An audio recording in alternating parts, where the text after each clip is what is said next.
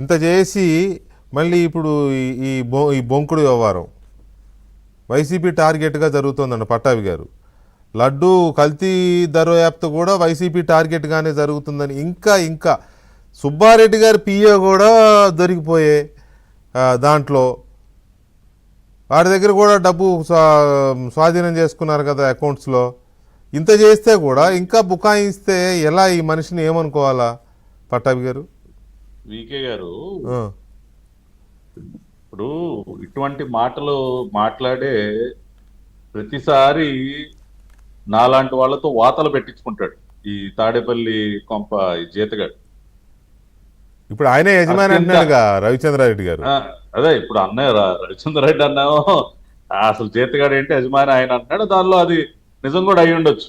ఎందుకంటే అక్కడ ప్యాలెస్ యజమాని ఏమో సాయంత్రం 6 గంటల తర్వాత క్లోజ్ కదా, ఏం జరుగుతుంది ఏం తెలియదు కదా ఆయన. సో ఆ యజమాని బాధ్యతలు కూడా ఈయనే తీసుకుని ఉండొచ్చు, దానిలో ఏం ఆశ్చర్యపోకర్లా.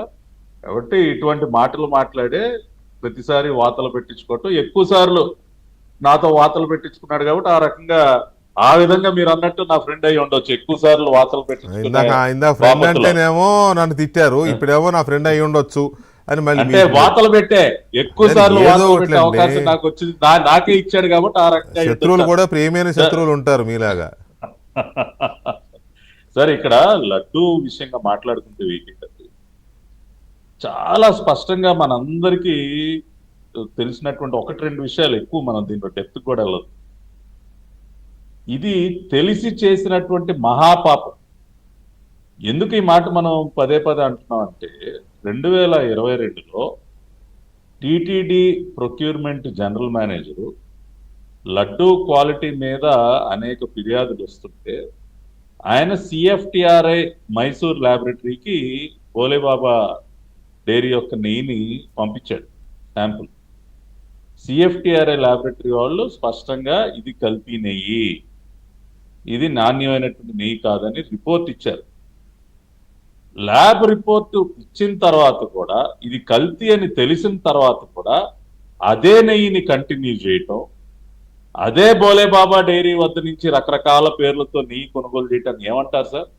ఈ ఒక్క విషయానికి జవాబు చెప్పనండి. ఇది తెలిసి చేసినటువంటి ఘోరమైనటువంటి పాపం, తెలియక జరిగింది కాదండి. రెండోది, ఇందాక గఫూర్ అన్న అన్నట్టు, ఇందాక నేను చూసా ప్రెస్ మీట్ మొత్తం చూసా, ఈ జీతగాడి ప్రెస్ మీట్. 2019కి ముందు జరిగినటువంటి ప్రొక్యూర్మెంట్ కి ఆ తర్వాత జరిగినటువంటి ప్రొక్యూర్మెంట్ కి తేడా ఏముంది, అదే వ్యవస్థ అదే సిస్టమ్ అని చాలా అమాయకంగా మాట్లాడుతూ ఉన్నాడు. దాదాపు 5-6 కీలకమైనటువంటి కండిషన్స్ ని మార్చింది ఎవరండి? వైవి సుబ్బారెడ్డి కదా. ఈ ప్రొక్యూర్మెంట్ టెండర్ లో పాల సేకరణకి సంబంధించి కానివ్వండి, నెయ్యి ఉత్పత్తికి సంబంధించి కానివ్వండి, 5-6 కండిషన్స్ మార్చింది దేనికి? రసాయనాలతో తయారు చేయటానికి. 63 లక్షల కిలోలు సార్, 63 లక్షల కిలోల కల్తీ నెయ్యి తయారైంది అని చెప్పి, ఇది మొన్న అరెస్ట్ అయినటువంటి అత్యంత కీలకమైనటువంటి వ్యక్తి ఈ సావంత్ అనేటటువంటి వ్యక్తి, సుగంధ్, అజయ్